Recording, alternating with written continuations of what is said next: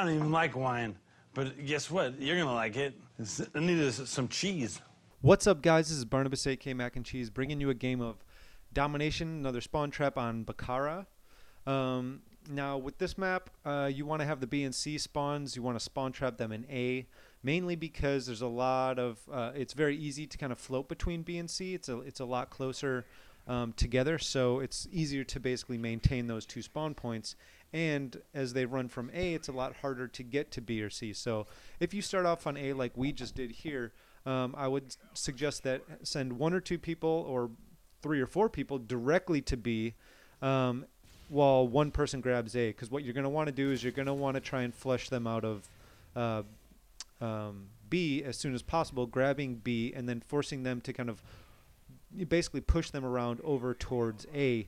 Let them take A and then keep moving towards C. Once you have B and C, it's going to be really, really easy to kind of hold that spawn trap. So I'm just kind of working my way around the map, working my way along the back side of the map, and I'm, I noticed that they did take A, so I know there's going to be less guys spawning over here at C. There's a lot of great places, lines of sights when you're on C. If you can actually almost stand on this hill, you're a pretty big target, but you can see a lot of all the way down that hallway, and then there's a lot of other places to kind of look. Since you're up a little bit higher, you can see the people that kind of run around the corner a little bit better. And if you have another guy there, it's a lot easier to kind of maintain that as well. So, towards B, this is a great little area to kind of hang out. You can watch them funnel through that little hallway there on the left, as well as over here on the right, where I'm going to look. Yep.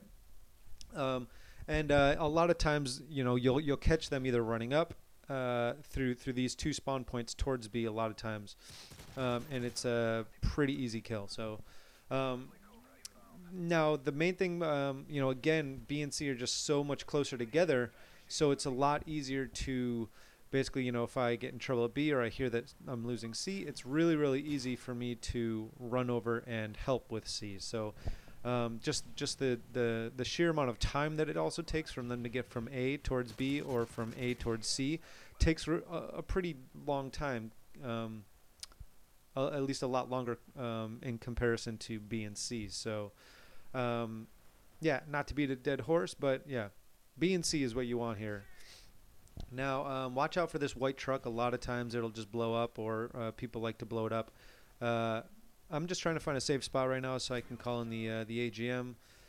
This is a pretty wide open map, and so if you don't push too far past the little sniper house, up on basically the 12 o'clock of the map, you guys know what I'm talking about. But if you don't push too far past that, you can go inside of it. But if you don't push too far past that, there's a lot of places for them to spawn back. They'll spawn back by the A spawn on the top, middle, and at the 5 o'clock spot on the little mini map there.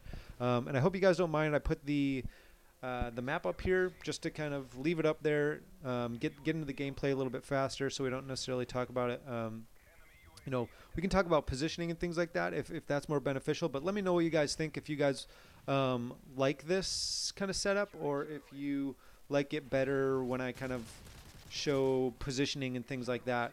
So I see that somebody went down here, and I can easily, pick this up and help maintain C.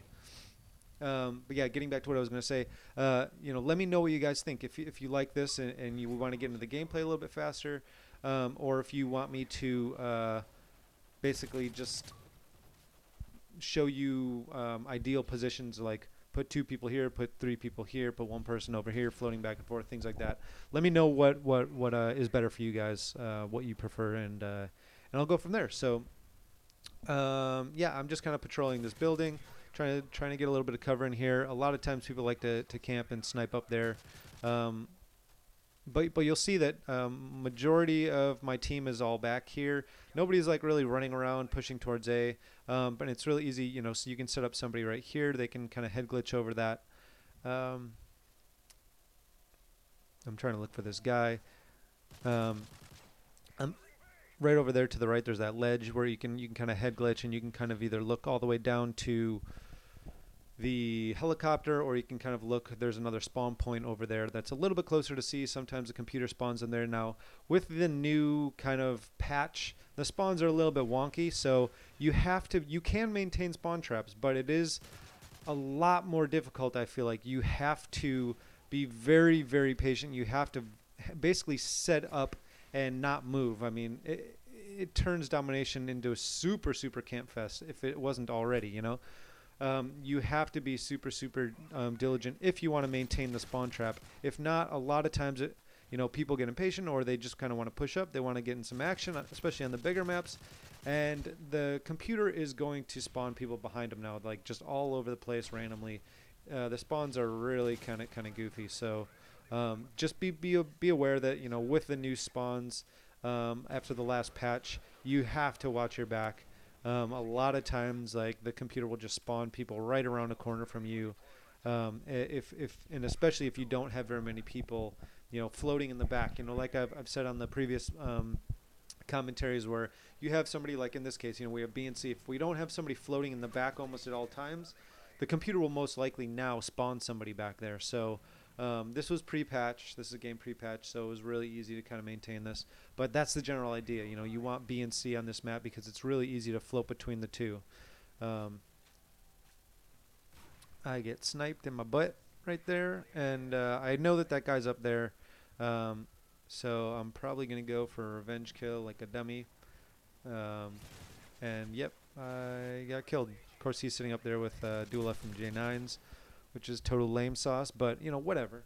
Now, again, once I spawn in, I'm just kind of patrolling this area. I'm going to actually go call my AGM in, but most likely what I'm going to do after this is probably start patrolling between B and C again. I'm calling out to my teammates, letting them know, okay, there's 2 by helicopter.